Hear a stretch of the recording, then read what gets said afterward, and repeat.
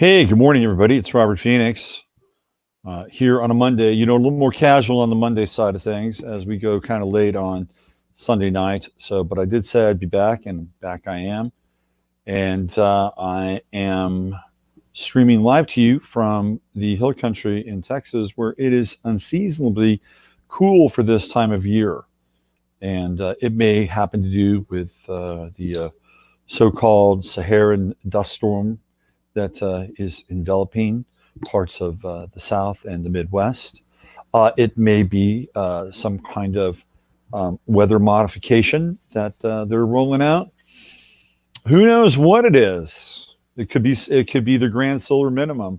Welcome to the age of options and the age of unfolding multiple scenarios and multiple timelines. And at this time today, I'm going to share with you some information that I think will blow your mind. And look, I follow a lot of stuff. Battery low. Hold on a second. I gotta shut this thing off. Hold on.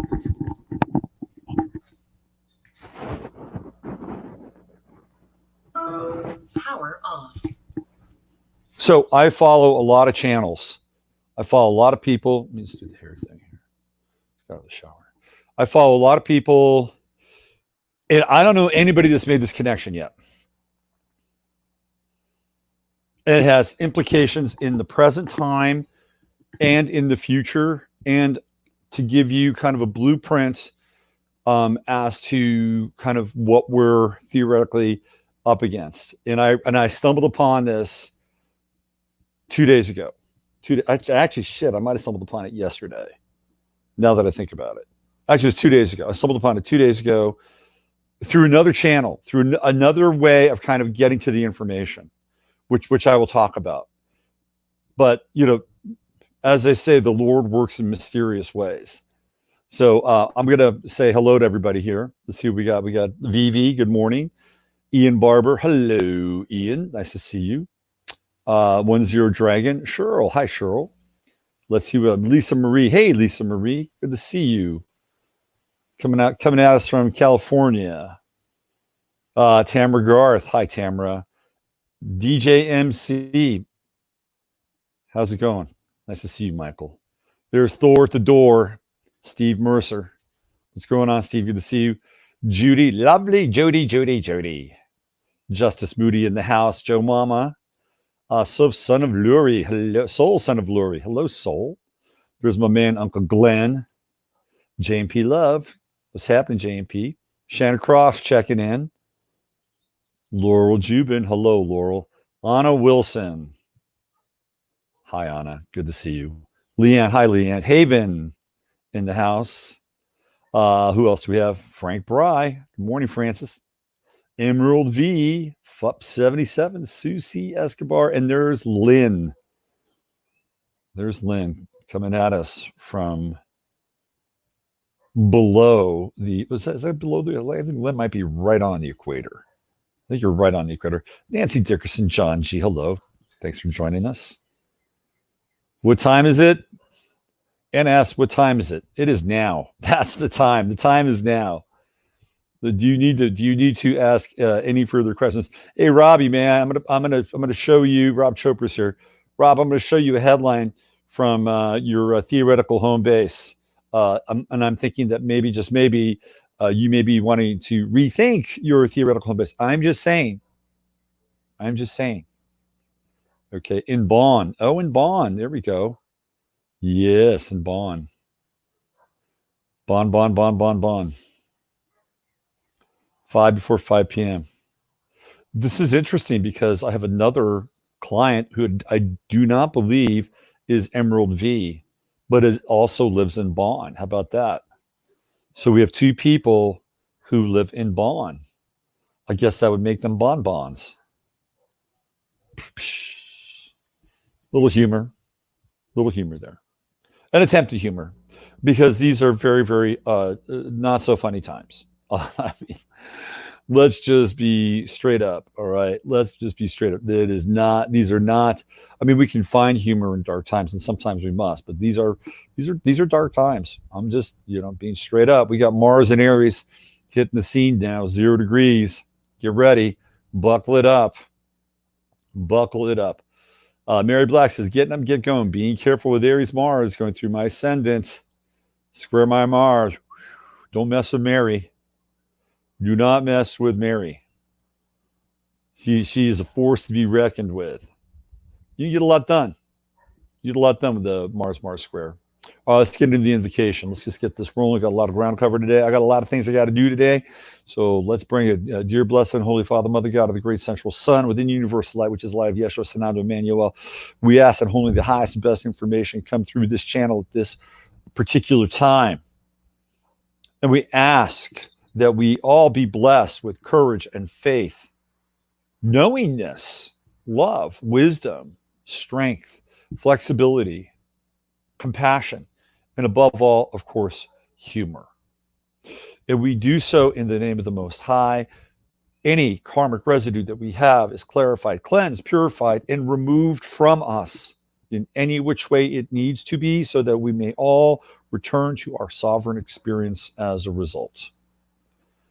Thank you, and so be it. All right, let's get into it. And I don't have any video of this, but there was another incident in CHOP last night. They're still not really dismantling it.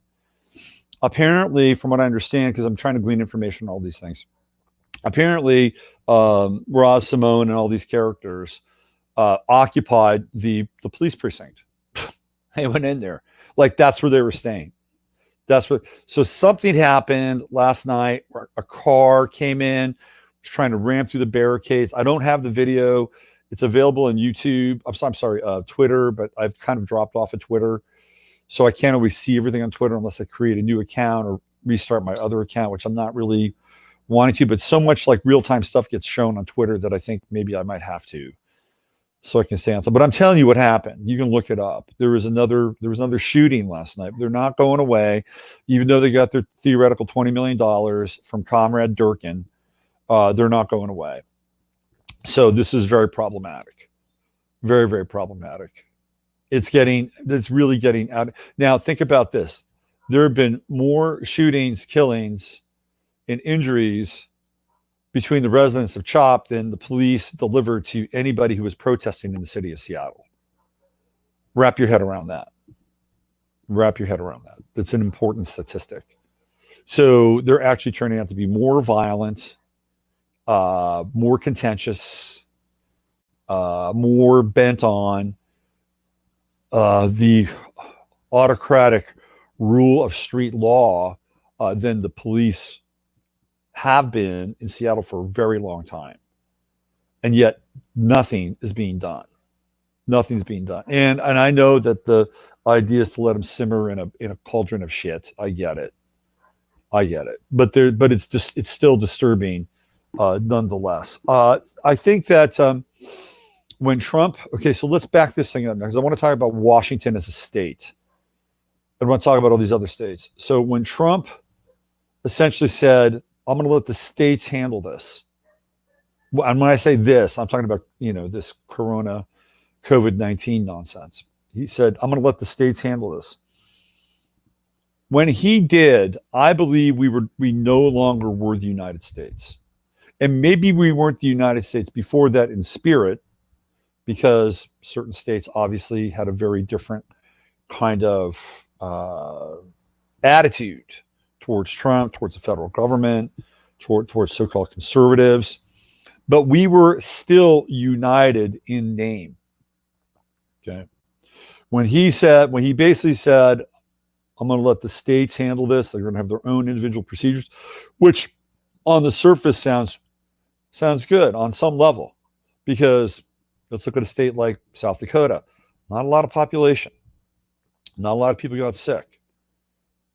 And you look at a state like New York, dense population. And okay, tomorrow I'll probably get into this. Tomorrow I'm going to try to go into the intubation and what they're doing with people on the ventilators, which I think is basically murder. Not basically, it is murder. Once you're on them, you can't get off. We've played the video. We've played the video of the nurses talking about this. And yet they are continually doing this and putting more and more people on the ventilators. which is it's a suicide trip. It's what it is. And then when you go in and you drop your people off, theoretically, and you sign that the DNR, do not resuscitate, you're screwed. You're screwed. You're basically signing them over to have their organs harvested or whatever they're going to do with those bodies. Who knows? God knows. God knows what they do. And God does know, by the way. So, yeah, I'm going to try to get in some of that tomorrow. But when Trump said we're going to let the states handle this, guess what happened? We were no longer the United States. So in theory, we've already disassembled. Now, what's happening is that there is this bizarre kind of reformation of the United States now, but it's not the one that it was before with the coronavirus. You know, there's already been a coup, by the way. Let me scratch my ear. There's already been a coup on some level. There's already been a theoretical victor with the coup, although it's when I say theoretical, it's theoretical because nothing is really set in stone. But once the George Floyd event happened, and then the events that followed after George Floyd, all the red states that were vehemently, pro-growth or pro-getting back to business, they shifted dramatically. And I'm living in one of them. I'm going to show you what went down with Mike Pence as he visited the Lone Star State. So we went through a coup. But we basically what happened is like, okay, we are divided. And that's what happened. We got divided. One state was doing one thing, another state was doing another thing. There was no overall operational plan. By the way, people, it's really interesting because you say to the left hates Trump, obviously, and they say, well, he blew this whole thing. And I go back and I look at kind of what he did, and it was very confusing on some levels. And I'm going to try to clarify why. And I think he was also very hamstrung in a lot of ways, which he's been the entire time he's been in office. So, but you go back though, and you ask the people on the left, well, what would you have done differently? They never have an answer. They never have an answer because all the left really wants to do is just demonize, scream and yell, and point out how bad things are. That is the raison d'etre. It's a very reactive or very reactionary kind of ideology and just emotional, psychic, moral reflex. But you ask these people, they won't tell you.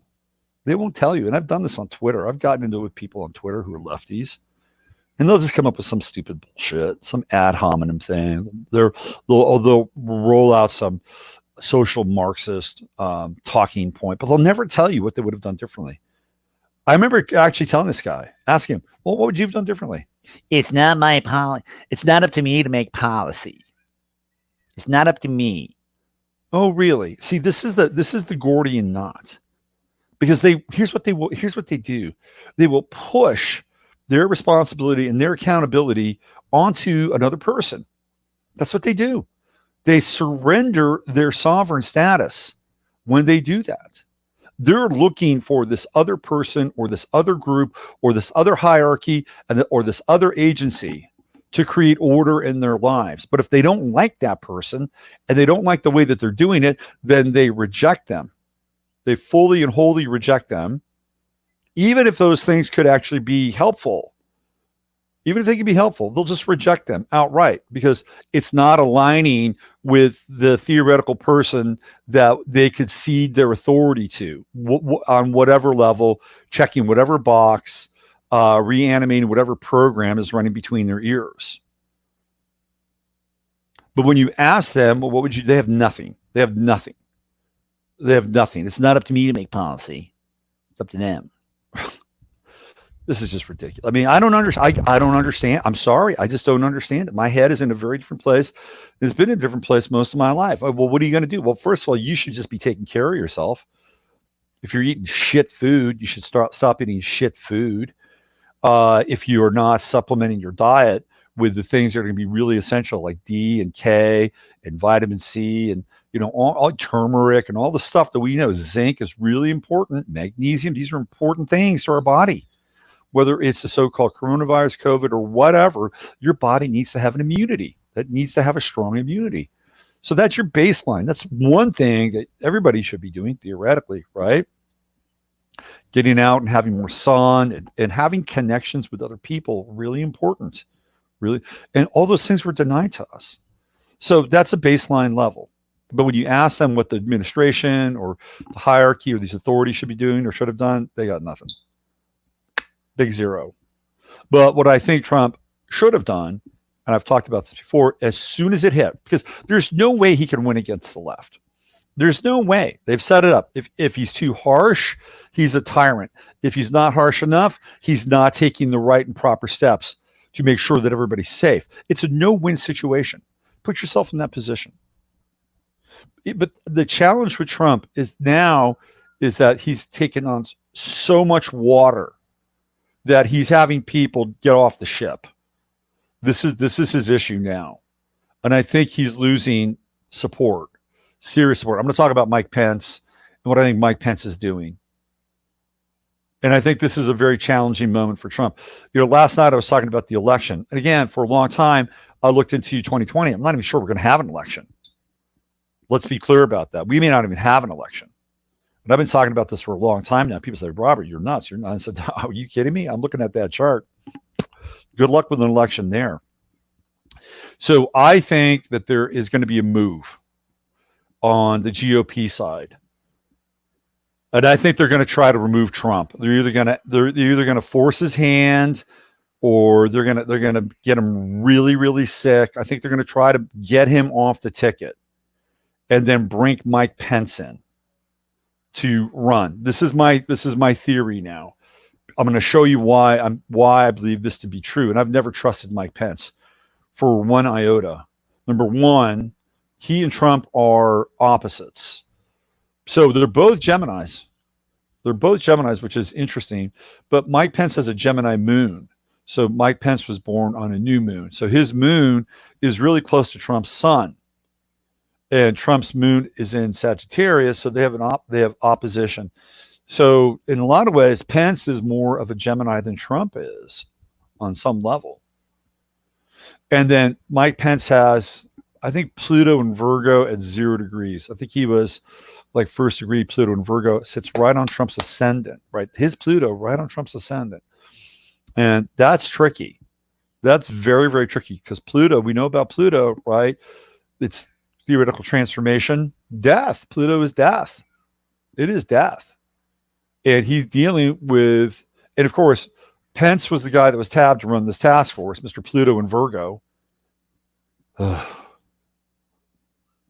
can't believe that that guy is kind of like a generational guy. Like he's like kind of part of, like I look at Pence and I look at myself. We're not that far apart in age. And I look at him and go, man, I am just living on a different planet than this dude. Totally different planet. Anyway, I think the plan is to move Trump off the ticket and to bring Pence.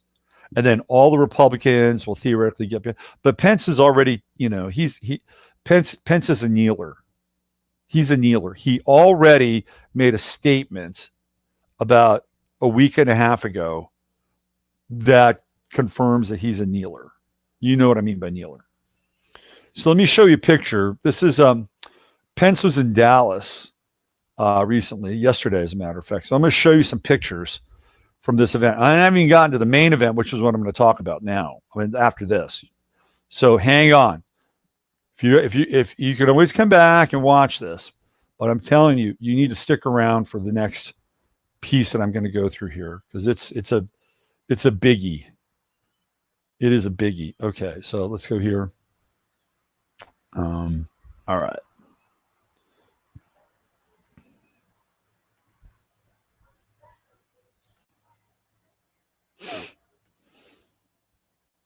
So Pence was in Dallas on Sunday. Now, Dallas is a deeply Masonic city. If you go through Fort Worth and parts of Dallas, you'll see obelisks in quite a few places.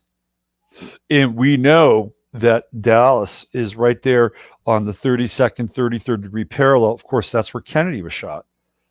Dealey Plaza. Dealey was the original, he was the publisher, the guy who started the Dallas Star, which is the newspaper, and he was a 33rd degree Mason, and he was very instrumental in creating the Schofield Bible.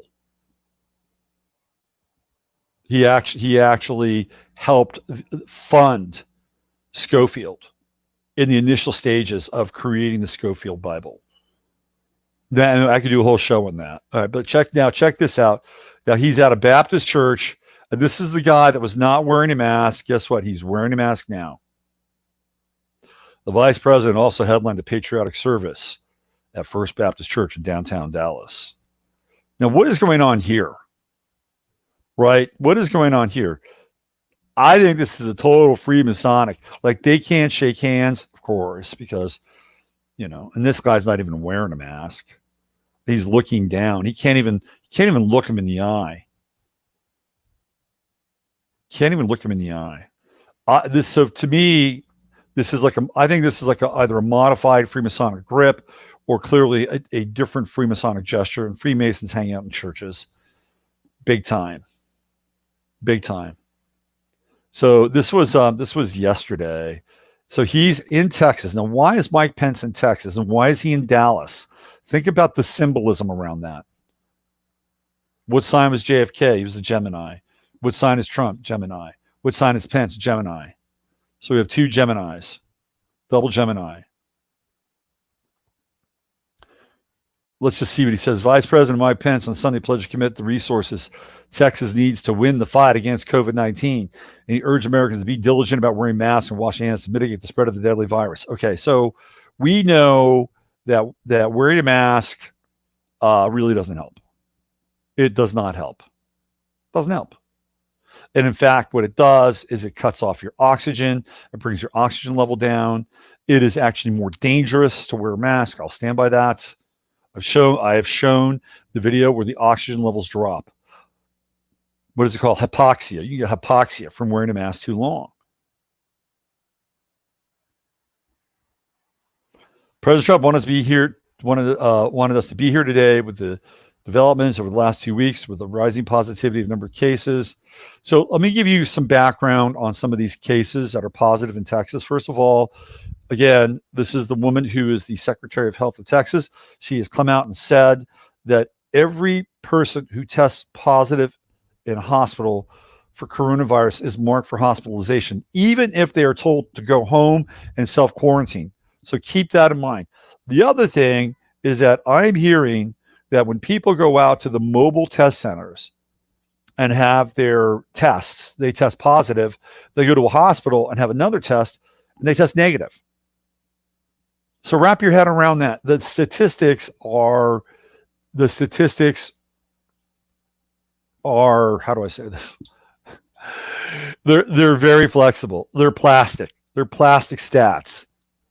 And they will use the plastic stats to do whatever they need to do in order to bring this new order into existence.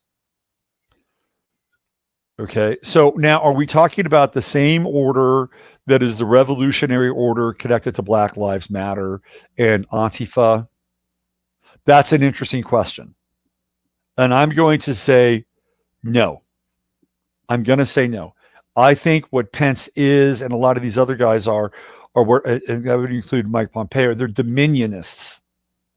They are dominionists. And they have a very different agenda. So I don't think I'd want to be a part of the dominionist world either. Do you want to hang out in the world with the Mike Pences of the world? I don't. Sorry. That doesn't mean that I wouldn't want to hang out with somebody who's deeply devoted to God or has a great deal of faith, but I don't think he is. I think he's a total poser. He's a total poser and he's a total fraud. And this guy's a fraud here too. And he knows it. He knows he's a fraud. He can't even look him in his eyes. He knows that he's selling his people out. He's totally selling his people out. You can just see it right there. So here we are. This is going to be the mask gang. Cases rising, blah, blah, blah. They're making a big case for that. Here we go. We got one mask gang here. No justice, no peace. Okay.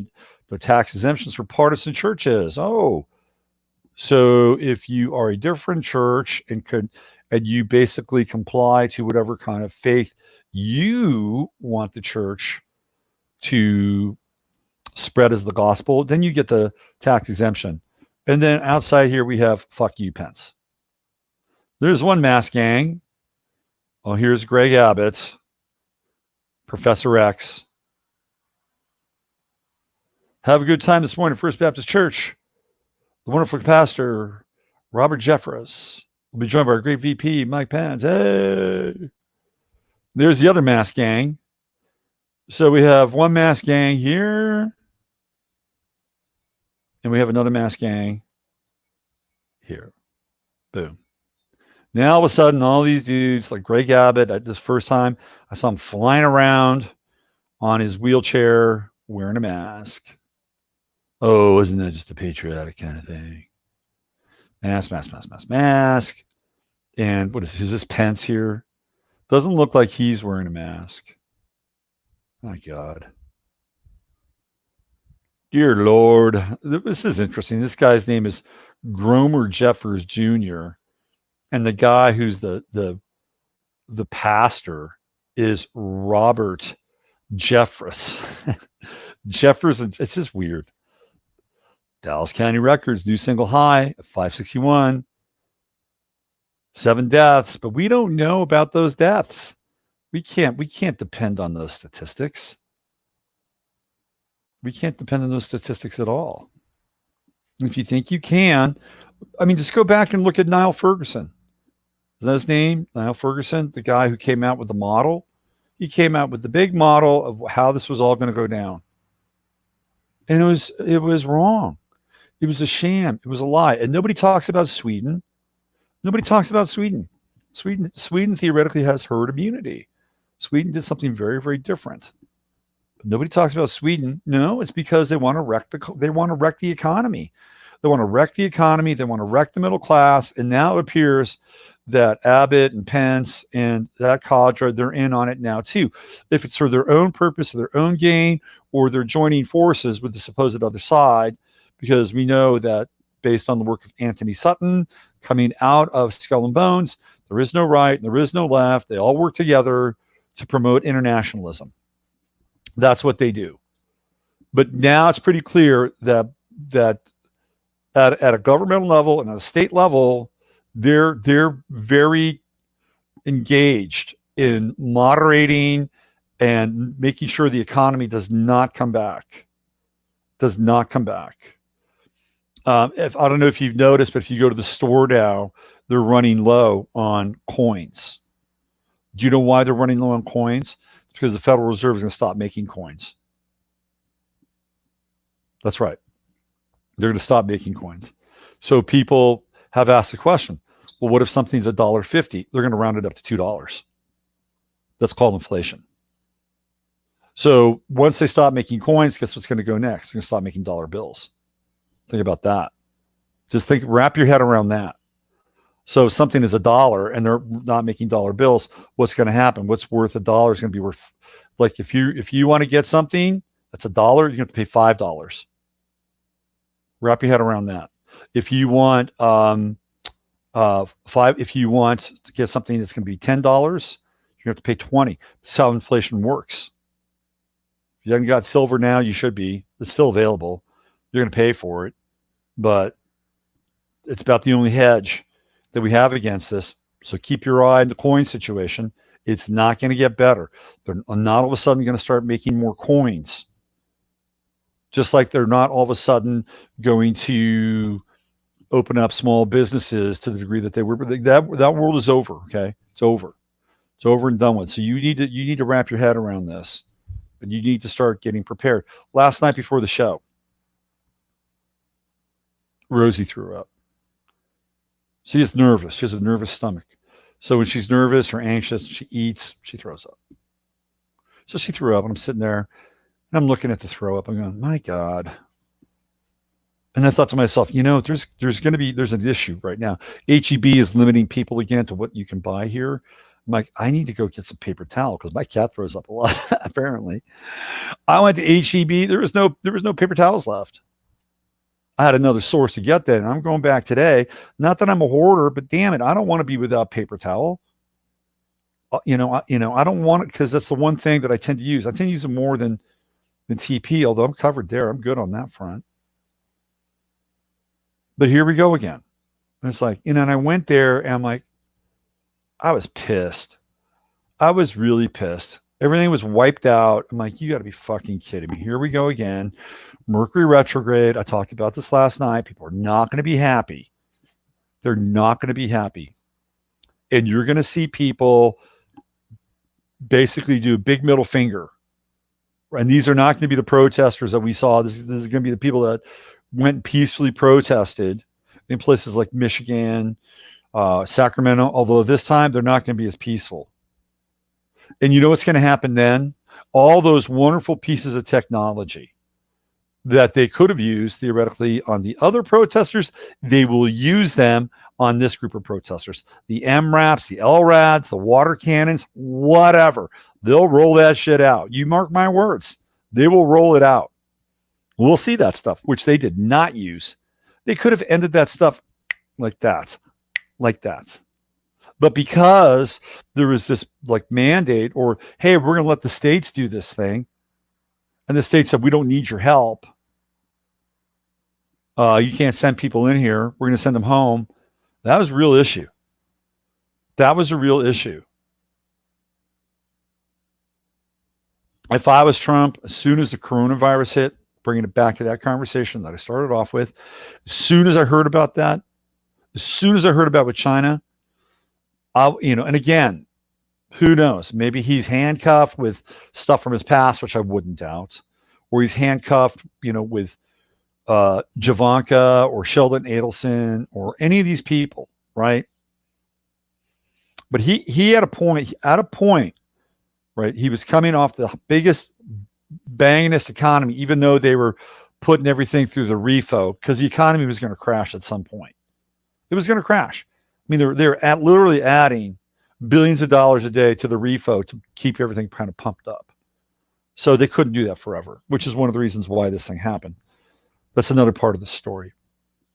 But if I had been Trump, and even with all that stuff, I said, fuck it. Let's go. I'm calling martial law right now. State of emergency martial law nationwide. And I wouldn't have hesitated. And I wouldn't have had those stupid fucking meetings with Fauci and Birx and the Judas goat right next to him in the White House. Wouldn't have done. I would have martial law right off the bat. I would have stopped air travel immediately. I would have given Americans 48 hours to get home if they wanted to get home, and that's it. I would have done it. I would have shut the borders.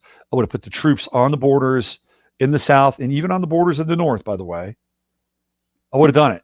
That's what I would have done. I would have taken over the media. See, I'd make a pretty good dictator. I'd make a good benevolent dictator. I would have taken over the media. I would have shut down CNN. I would have shut them all down, and they would have all broadcast the same damn message. Because it's a state of emergency. Boom, done. You have no potential for divisiveness at that time. I would have frozen the banks, and I would have taken the banks over. Believe it or not, I would have taken the banks over. I wouldn't have taken any of the money, but I would have taken the banks over. I'd let people, do deposits or take money out, right? But the banks couldn't do anything. They'd be cut off from the Federal Reserve, and they already did the Treasury thing with the Federal Reserve. You could even set up a different currency if you wanted to. That's what Lincoln did. He had the greenbacks. Could have done that. Okay, so that's what I would have done. And then guess what else I would have done? Because they would have basically run the media at that point. I would have gotten rid of every fucking deep state motherfucker during that time. I would have just rounded them up. And the first people I would have started with would have been the intelligence guys very quickly within 24 hours. That's what I would have done. Strzok, Brennan, all these people. And by the way, none of these people now can go and be a part of a grand jury or anything like that. You know why? because the Michael Flynn stuff, which is real, by the way, it's very real. They can't go and be a part of because of COVID-19. You're James Clyburn. I'm quarantining. I'm recovering. I had the vaccine. Whatever. They're just using an excuse. Now, all of a sudden, you've done probably more you could ever do in a week just by declaring a state of emergency and taking everything over. Boom, done. Like fucking hit like a lightning bolt, man. Just like they theoretically did with Mr. George Floyd. That's what I would have done. And I wouldn't have done it for very long. Honestly, I would have probably done it for maybe 3 or 4 weeks just to make sure that everything was under control and you get all the dissidents out of the way, significant dissidents. And we know that they're there. We know that they're, they can't fuck with everything. Can't fuck with the media. They can't fuck with the money. Right. And then once that's done, bring it back up and we got a different country and I think a better country to boot, but he didn't do that. So he did what Trump does and he tried to soft sell it. And I think he firmly believed, and I see him, I see the conflict. I just see the conflict. It's like he's got to like deal with Fauci and he's got to deal with Birx and he's got to deal with Pence. But at the same time, he's trying not to deal with them. He's talking about hydroxychloroquine, which by the way, probably works. That report in the Lancet, it got pulled because it realized that they had their own bad science around it. Right? He's trying to downplay this thing. It'll be over in a few weeks. I mean, you go back and you listen to him and he's trying. The guy is trying. He's trying his best to deal with that situation. The problem is that he was surrounded by vipers, totally surrounded by vipers. You know, Birx comes through Pence. The doctor who showed up, Jerome, what's his name? He's a Pence guy. He comes out of Indiana. So we were dealing with the Pence medical mafia during that time. Okay, do the math on that. So this is what I would have done if I was Trump. He didn't do it. And now he's in deep shit. He's in really deep shit. And that now Barr is, doing some stuff and he's going after Antifa people. You know what else I would have done? I would have just arrested Obama. I would have arrested. It all would have happened, and I wouldn't have said a damn thing. And I would have done it fast. I would have done it really, and I would have had a contingency plan so I could have a force, like a highly tactical force, that was ready to go in a case of emergency like this. So when it happened, they knew exactly what to do. They had intel. They knew the whereabouts, and then boom, done. Done. That's what you do. But he didn't do it. That's what I would have done. Just take control of everything. But then you give it back, though, right? Once you clean house, you give it back. Instead, we've got this miasma where we got the Pence Brigade and we got the Antifa guys and we got the BLMers and it's a mess. It's really a mess. And then you got people who are really looking for leadership in a time like this. Really looking for leadership. And Tucker Carlson's been talking about this nightly. And we're just not getting any of it because either leaders are compromised, they're scared, or they're in on it. Here's your 3 reasons right there, right? All right, so here's what I want to do now. I want to show you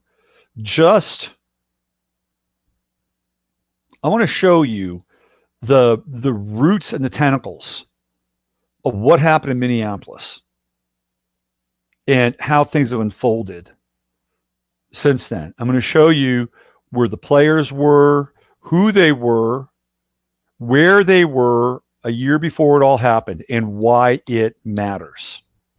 Why it matters. So get ready, buckle up. Here we go. I want to take you to this destination.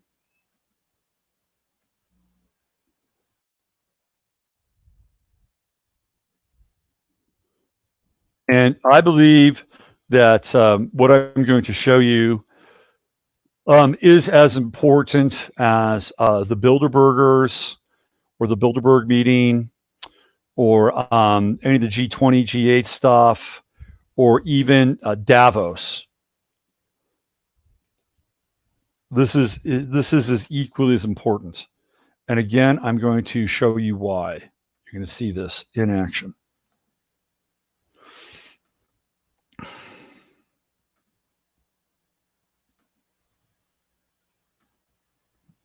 In Aspen, Colorado, they have something called the Aspen Institute.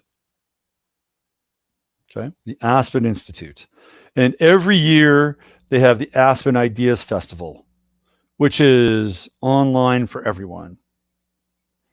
So the Aspen Institute is a massive incubator. And the incubator or the ideas of the Aspen Institute are always connected to internationalist, globalist, socialist, communitarian programs, ideas, and ideals. But more than just incubating ideas, I believe that this festival, which is the Ideas Festival, is actually a meeting ground where strategy is discussed and then implemented. And I'm going to show you why I think this and why it's important and how it all flushes out. So Monday, June 29th, can artificial intelligence help us prepare for the next pandemic? How do we process what's become a major cultural inflection point in America and around the world? You'll also hear about leadership in the United States. So this is the virtual world, the online world, and it's just starting. It's just starting. It starts on June 28th. June 28th. Look at the players. Look at the players. Anthony Fauci, Stacey Abrams. And I'm sure these people are important in their own world, whoever they are. But just look at, right? These are important. Now, this is going on right now. It's like ongoing fight for voters' rights and how music can change minds. There's always kind of a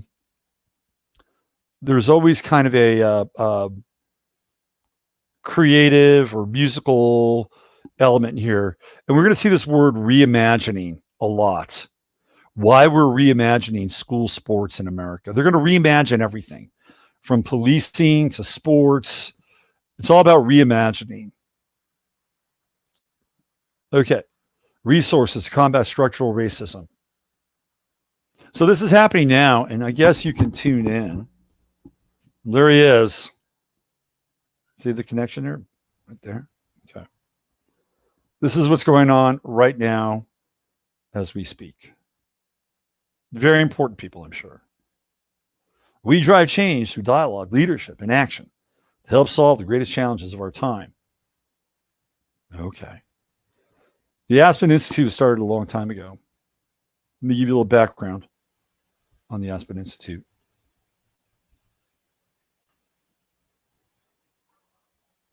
I'll tell you who they are, where their roots are. The Aspen Institute goes back to the 1940s. We're going to wiki this thing. The headquarters of the Aspen Institute actually is in Washington, D.C. See that? 2300 North Street. So it's a nonprofit international. It's an international nonprofit think tank founded in 1949. Remember, this is just coming off of the founding of the UN right around that time. The organization is a nonpartisan forum for values-based leadership. Now, remember that phrase, values-based leadership. Now, what did I tell you? We are headed to the value-based economy. The value-based economy. This is where we're headed. If you demonstrate that you have the right values, you will be rewarded in the value-based economy. And value is not about monetary value. It's about emotional value. So there's a massive re-engineering going on in our public schools, value-based learning, value-based curriculum.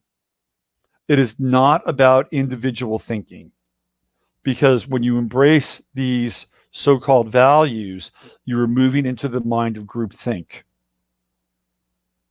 And the values represent a manifestation or a synthesis of what would be considered a consensus model. And it's usually kind of the lowest common denominator of potential. They're flattening the bandwidth, right? They're just compressing the bandwidth. The Institute and its international partners promote the pursuit of common ground. You see that? The pursuit of common ground.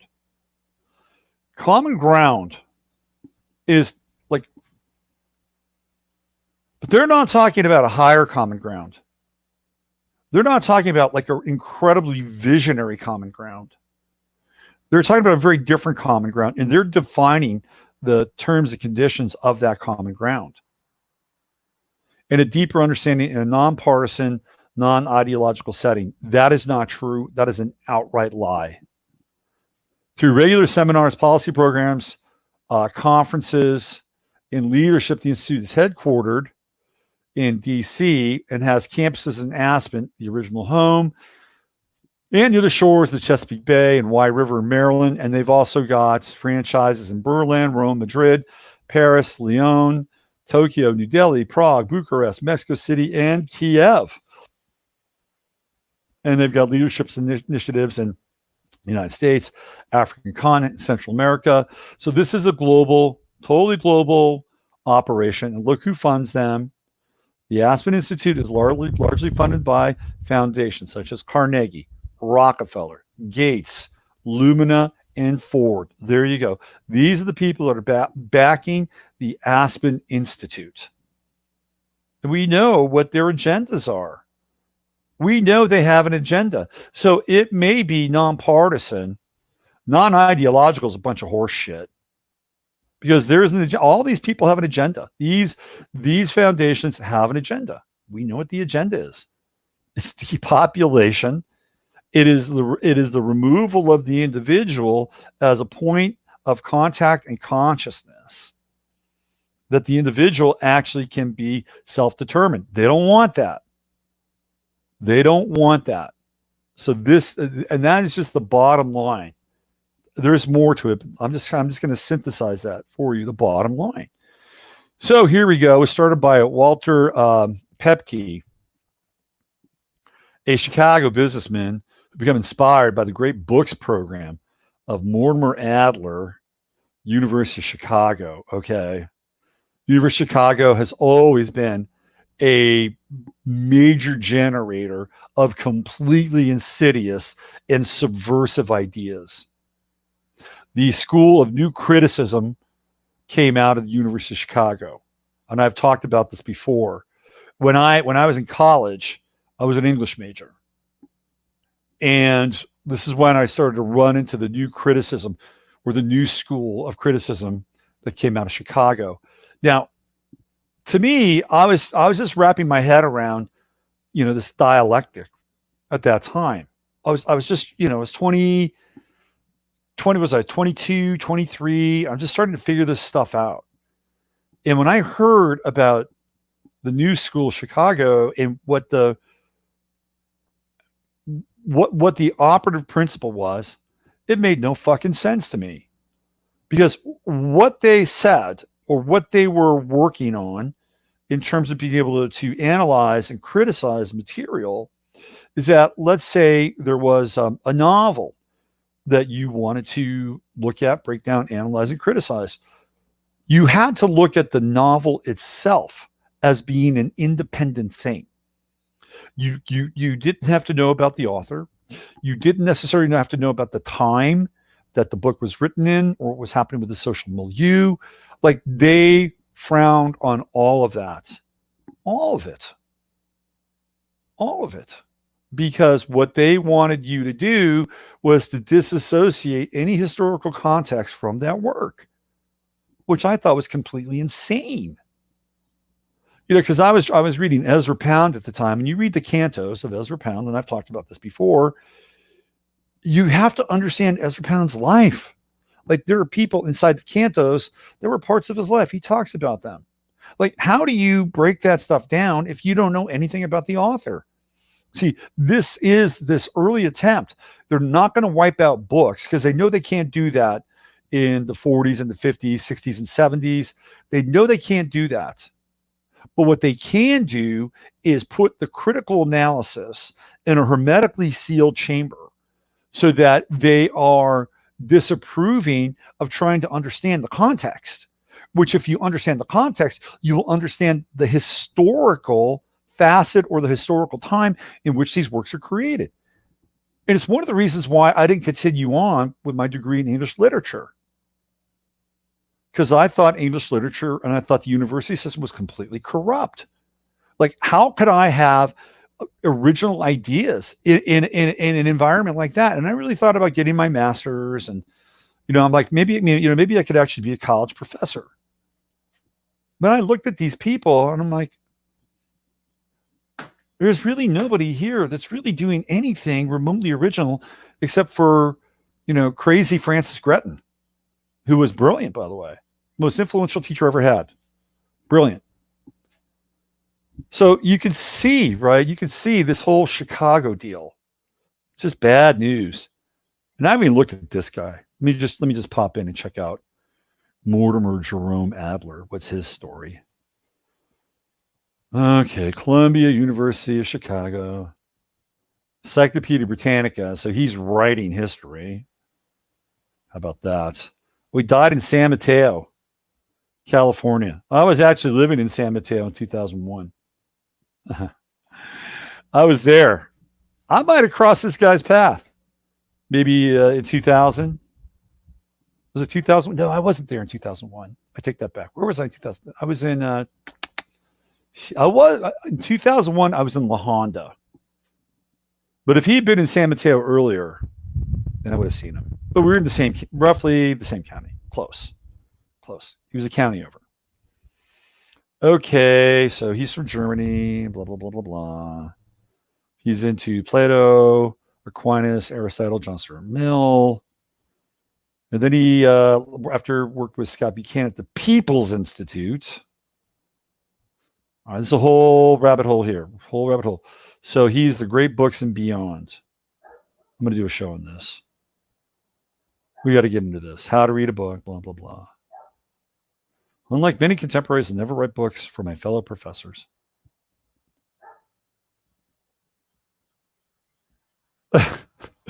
This is funny. Dwight McDonald once criticized Adler's popular style by saying, Mr. Adler once wrote a book called How to Read a Book. You should now read a book called How to Write a Book. Okay, so he was not observant Jewish family. He discovers Aquinas, the Summa Theologica, which is a big work. Then he becomes a Thornist, or Thomist rather, which is an Aquinist. Very interesting. Okay, I'm gonna go back to this guy. I'm gonna go back to him later. So this is the guy that influences the guy that starts the Aspen Institute, Mortimer Adler. So we can see that there's an artistic connection. Ansel Adams, Dorothea Lange, Ben Shahn. He's like a muralist, interesting artist. Very much connected to, he was a commie. Ben Shahn was a commie. Working class art, right? Now we got, let's see, since 2013, the Aspen Institute, together with U.S. Magazine, the Atlantic and Bloomberg Philanthropies, has participated in organizing the annual City Lab events. We got Bloomberg in on the mix. Check this out. They get all this money from Gates and Ford and Rockefeller, and they got $8 million from PPP. This is an absolute and utter hypocrisy right here. But of course it's not, because that's what these people do. So it's interesting. It says the company. They call it company. Isn't that interesting? The CEO of the Aspen Institute. So the CEO, this is a company. This is not a nonprofit. This is a for-profit, if I'm not mistaken. The company received scrutiny over this loan, which meant to protect small and private businesses. Washington Post noted their large endowment and membership of billionaires made this problematic. Dele Olajede, a fellow at the Institute, called it contrary to the stated purpose of this institute. Somebody's thinking right. That one of America's most elite institutions thinks it's okay to take money, going on to say those who purport to be values-based and public-spirited leaders cannot at the same time put self-interest first when there is so much human suffering and death. Sounds like Mr. Olajede is getting red pilled. He's having a red pill moment. The day after, Ole Hede and the Washington Post highlighted the funding, Aspen Institute announced they would return it, stating, upon listening to our communities for the reflection, we have made the decision to return the loan. Okay, have they though? We don't know that. We don't know that at all. You see the hypocrisy? The hypocrisy is it's a corporation. It is a corporation. It's not even a nonprofit. That's interesting. That is really interesting. Okay, we got 189. Looking good. Okay, so let me just go back in time now. I've given you a bit of a background. The Aspen Institute. The other thing I found out, and this is a trip, okay? This is, I got to go back to this page though. Because I got to just share this with you guys. All right, so this guy, Walter Pepke. When you get into Walter Pepke, he has some very interesting stuff going on with some of his associations. One of the things that I found out, where was he? He was part of this thing, International Design.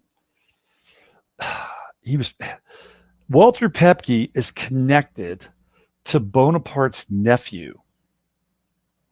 And Bonaparte's nephew was a pretty significant person in the United States around the time of Roosevelt and beyond. Maybe I'll jump into Bonaparte's nephew. Extremely influential. I had no idea that Bonaparte's nephew was so influential. Anyway, I'll save that for tomorrow because I got to get you into this now. This is the moment that we've been waiting for here. Where am I? Okay. Here's a moment right here. I'm taking you into last year's Festival of Ideas, which, by the way, was an in-person event. Get ready to have your world absolutely rocked. Absolutely rocked.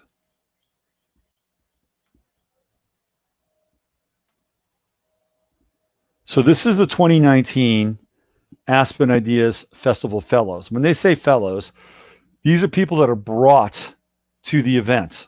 They are sponsored and come to the event. Here we go, looking very, very diverse. Very diverse. So they are there to be at the event and to incubate ideas. Let's take a look at some of the people that went. These are the fellows. So this is all alphabetical, and I'm going to skip around a little bit.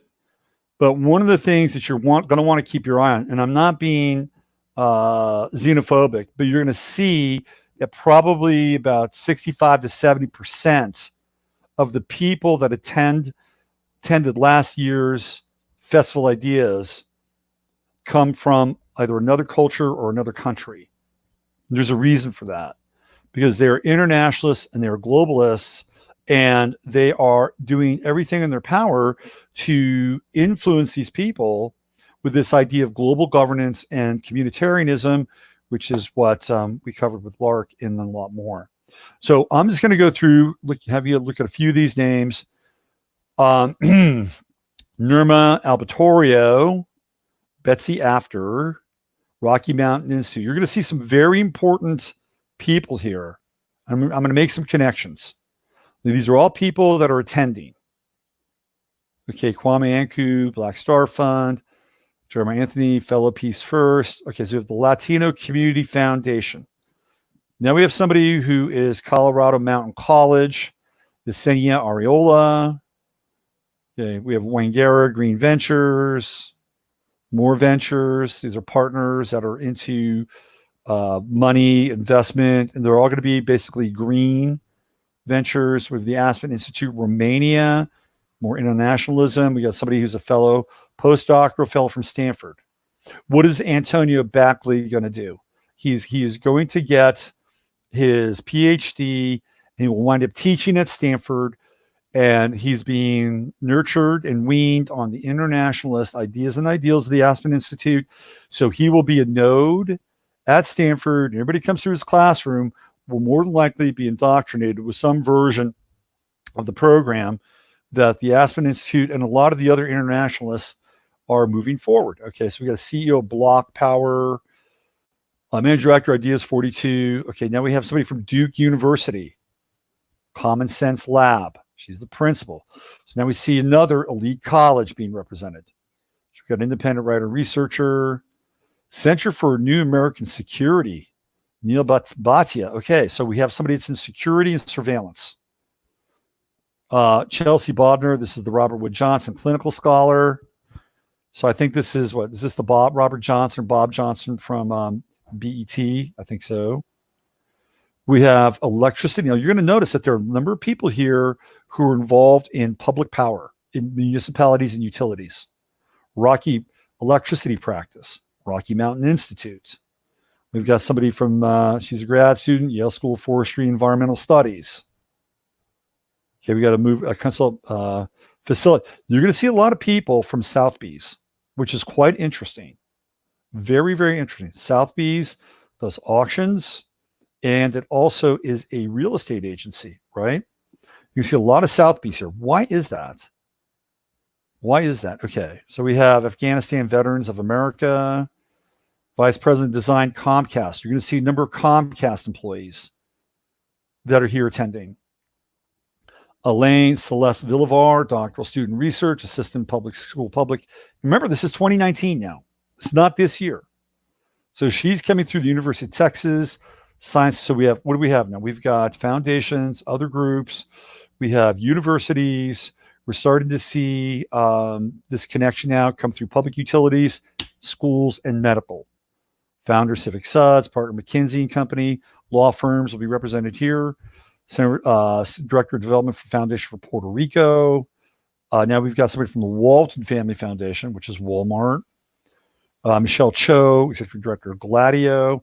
More Walton family stuff. It looks like they're representing people from Korea right here. All right. University of Michigan, more college. Keenan Music. Now I have somebody from Libby Schaff's office in Oakland, Director of Equity and Strategic Partnerships. She's the mayor of Oakland. We've got a lot of Microsoft, senior attorney, Microsoft Corporation. ExxonMobil. Policy advisor of Officer Inslee, Washington State. Wrap your head around that. Where was the first case of coronavirus? Washington State. Senior policy advisor. More Walton stuff. Here we go. Audi shows up very big here. Audi will be a player. Mark my words, Audi will be a player because there's about 5 people from Audi, and it's all about electric vehicles. Ryan Decker, electric vehicle operators lead Audi of America. We got a law clerk to James Grave, who is a United States Court of Appeals, Fifth Circuit. How about that? More Comcast. Now, this is interesting because they have 2 people from the Pat Tillman Foundation. And Tillman was a patriotic guy, played football. 9/11 happens, decides he wants to go over and fight the bad guys. Very, very controversial death. I think Pat Tillman was smoked. He saw what was going on. He was a soldier of conscience. Word on the street was he didn't like it. He was going to come back and blow the whistle. Never got a chance to, but now they've infiltrated the Pat Tillman Foundation. See how this works? USO. The USO is represented.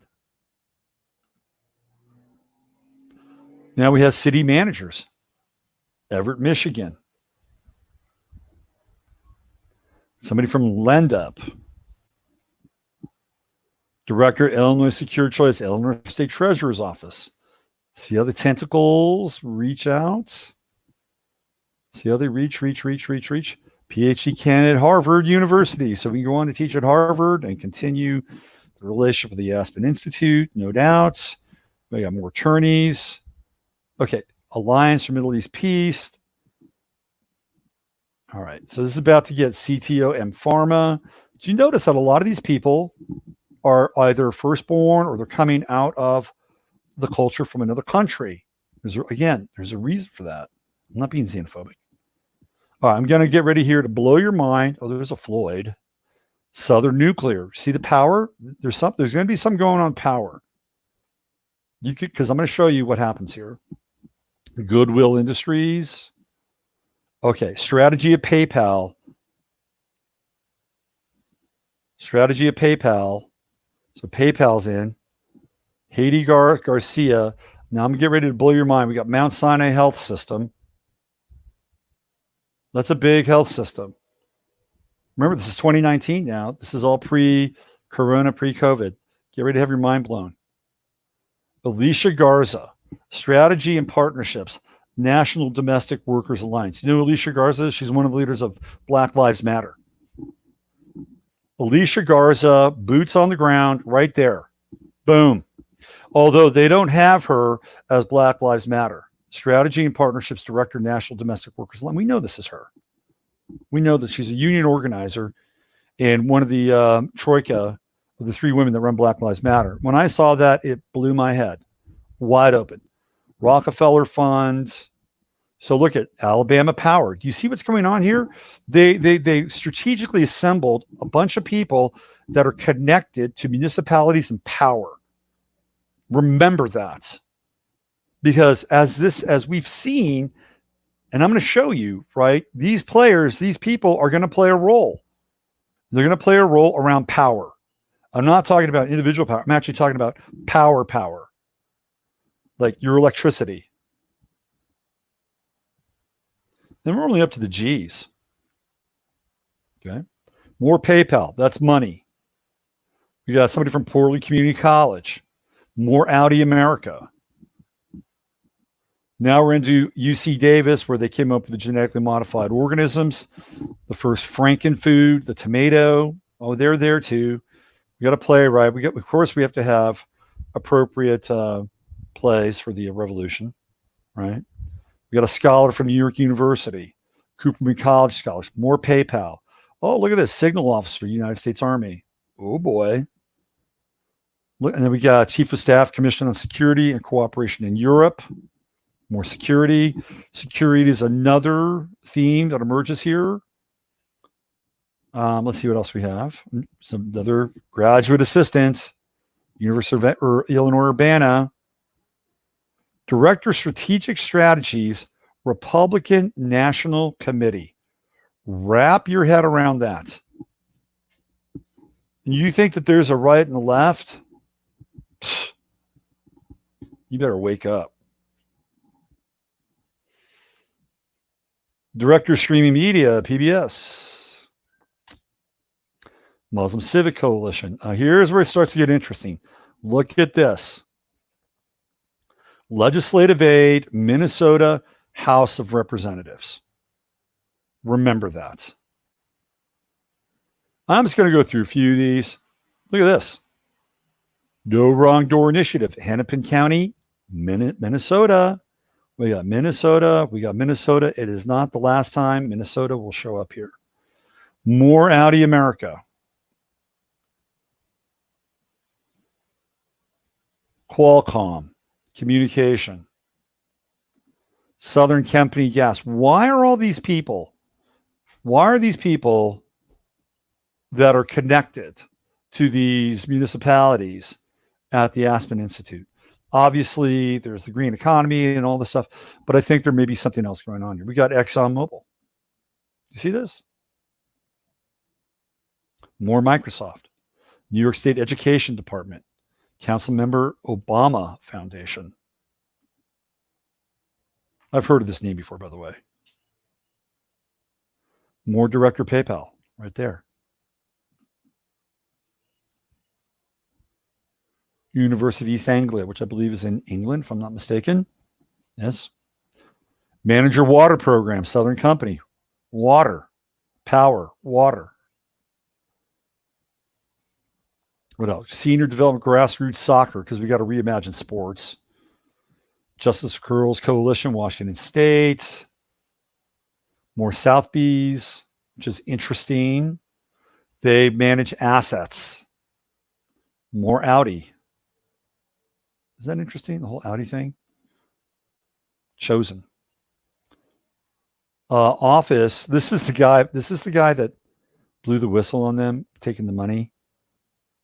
I don't think so. Office of the Director of National Intelligence, whatever that is. Jeez. DoorDash. There we go. We got a DoorDash guy. Got to have them in the mix. Let's see what else we have here. Spanish scientists in USA. Let's see. We got Comcast again, Universal, Comcast being represented. Again, local mayor's neighborhood advocates, city of Indianapolis. We can see that the deep state reaches their tentacles even into the mayor's office. We got machine learning, Southbees. Isn't that interesting? More Southbees. District 4, City of Miami, Georgetown Scholars Program, more university people, more Pat Tillman. It just goes on and on and on and on and on and on. More Southbees. NBC Universal. Do you see these people? These people are big time influencers. Big time influencers. And if they're not, they're hanging around big time influencers, which means that they feel really good about themselves. Professor of Psychology, University of Michigan, on and on and on it goes. All right. So I'm going to, you got a big dose of this, right? I'm going to cut to the chase. Let's go all the way to the end. So we have Bush. Now there are these foundations. And they will bring people in on a scholarship. They will pay for them. And these people, I believe, have how do I say this? An ongoing relationship with the Aspen Institute. So these are all the people that Bush brings in. Senior Director, Twin Cities, PBS. Pay attention. Pay attention here. Look at this. Charles Cox, Company Commander, Minnesota National Guard. This was a year ago. All these people from Minnesota were there at the Aspen Institute. Senior Program Manager, Land O'Lakes International. Look at this. Christina Grill, Open Data Portal Coordinator, Ramsey County, Minnesota. Shep Harris, Mayor, City Golden Valley, Minnesota. Like, what the fuck? Is this a Minnesota community college? I bet it is. Crazy. We got somebody from North Dakota. Mind blowing. Whoops.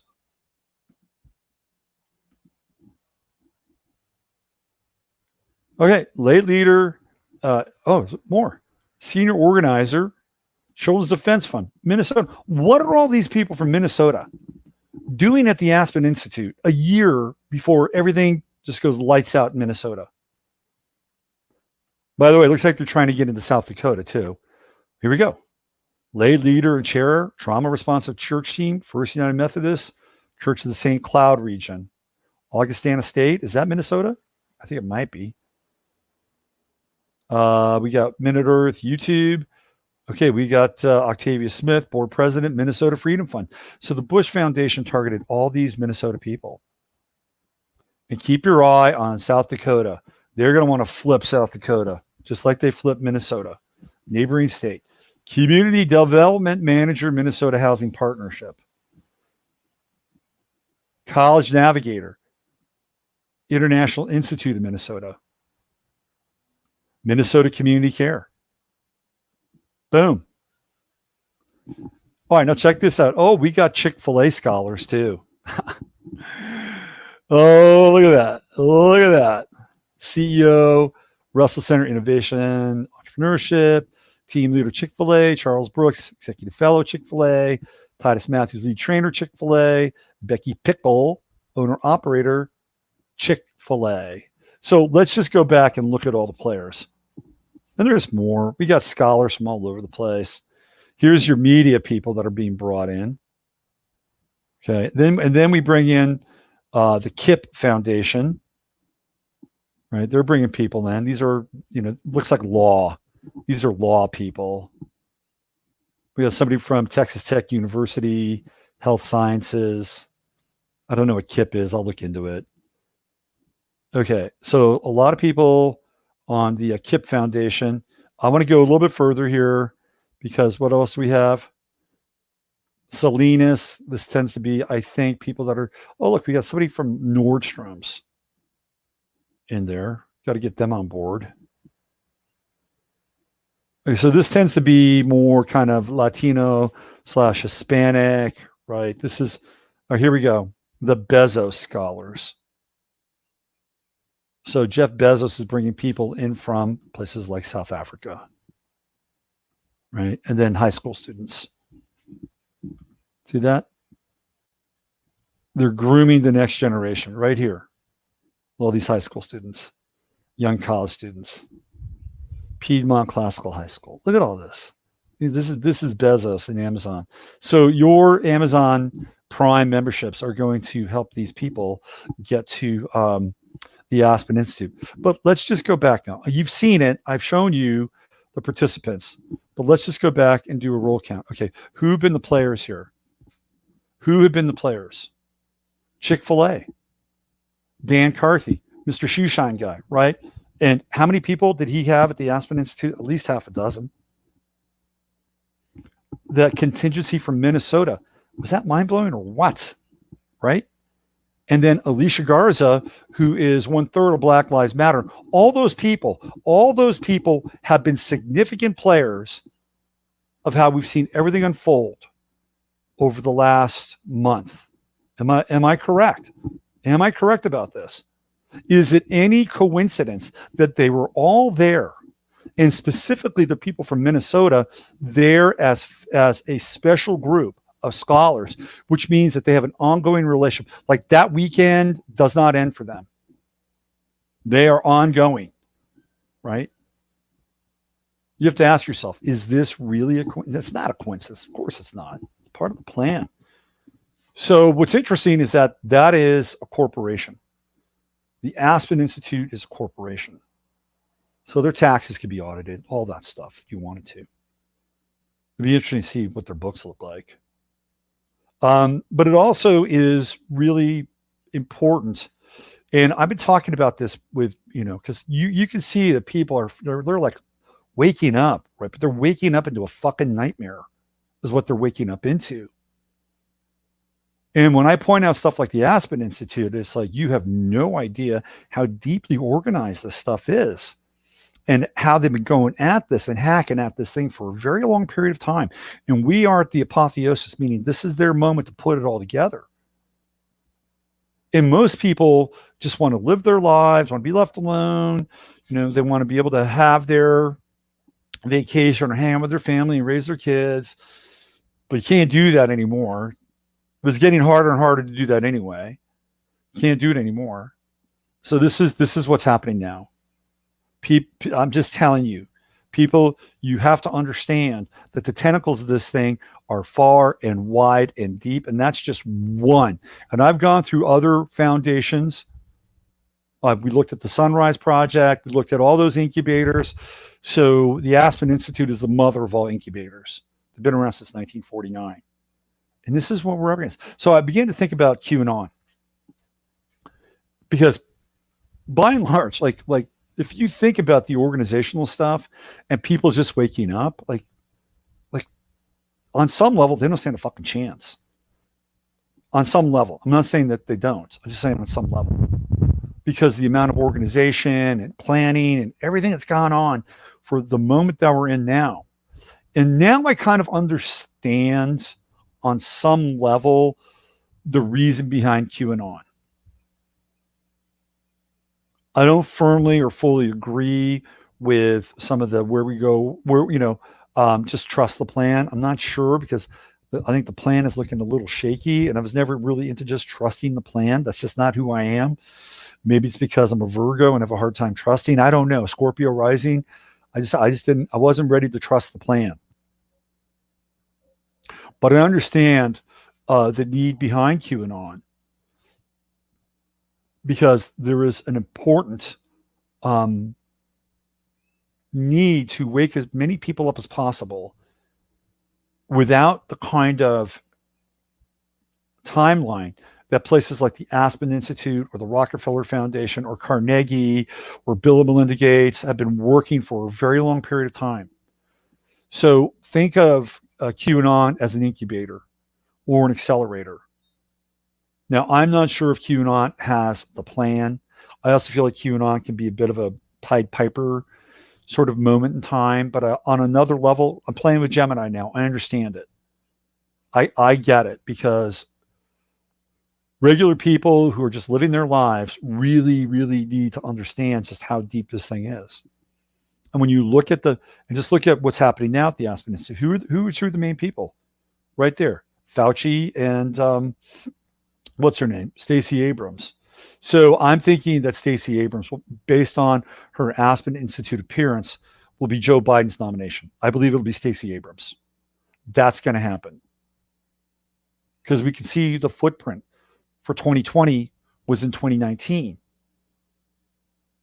Why all those people from Minnesota? Just wrap your head around that. Why not New Jersey? Why not Florida? Why not, I don't know, New Mexico, Minnesota. There's no mistake. All right, let me check out you guys. See where you're at.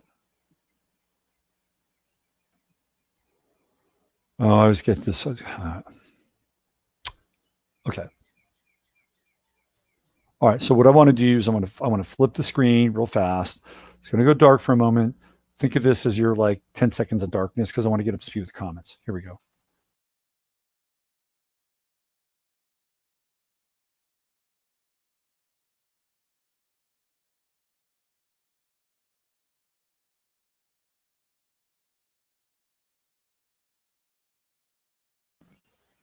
All right, I'm back.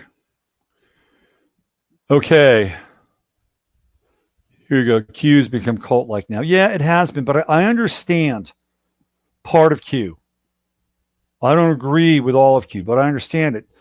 Because if you want to like have a shotgun effect and try to wake people up as quickly as possible, something like that would be effective.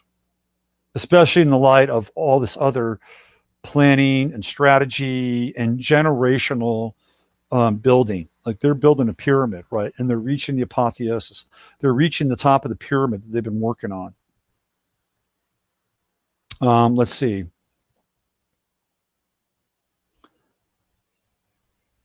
Okay, what else we have here?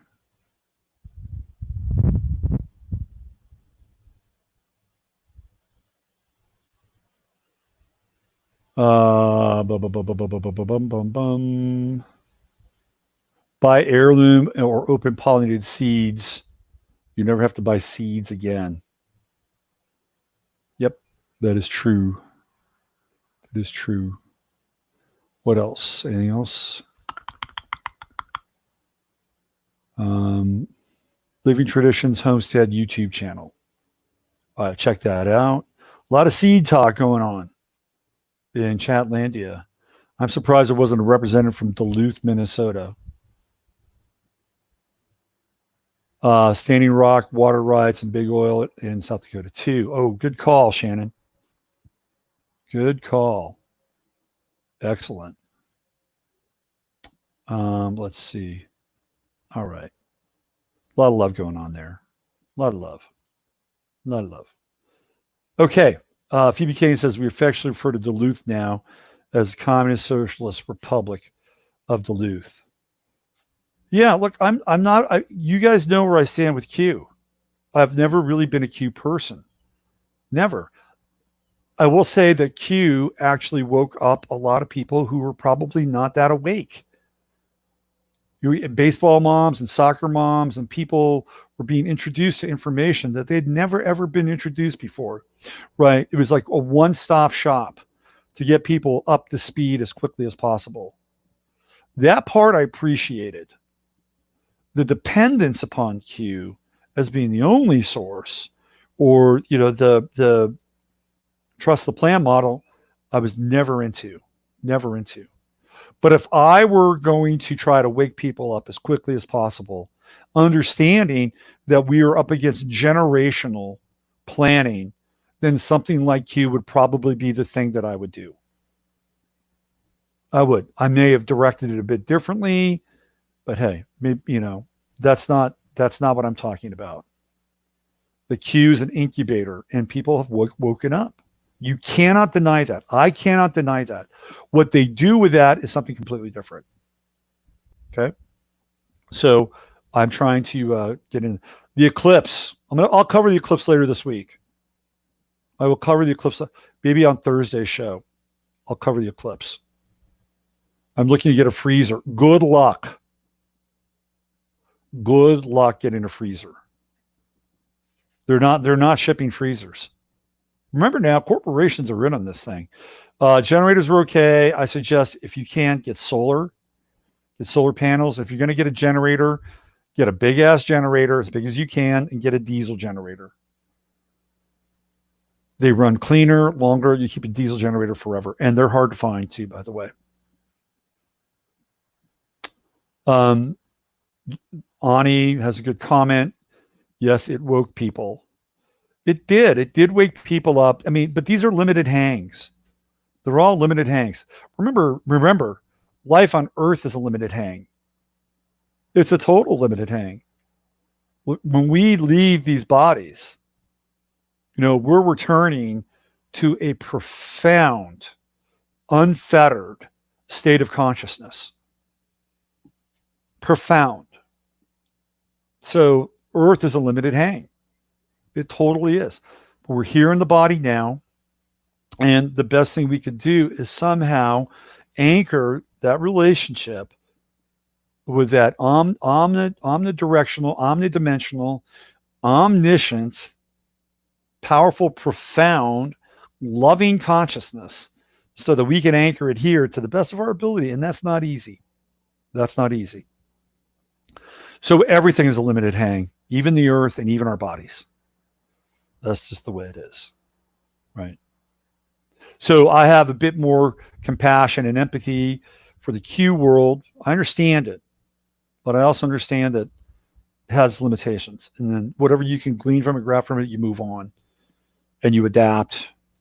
And then you create your own kind of model or your own relationship with that thing. All right. I'm going to head on out of here. Thanks for being a part of today's show. If you like it, share it. I think it's there's some really good info. Some good info because we can see really the nexus of all these players congregating at the Aspen Institute. It's important. And who are we seeing now? The two main players, front and center, Fauci and Abrams. And they will be a part of the next story. All right. Use your head to discern what's real. Your heart to set what's possible. I'm Robert Phoenix. Love you all. I'll be back tomorrow.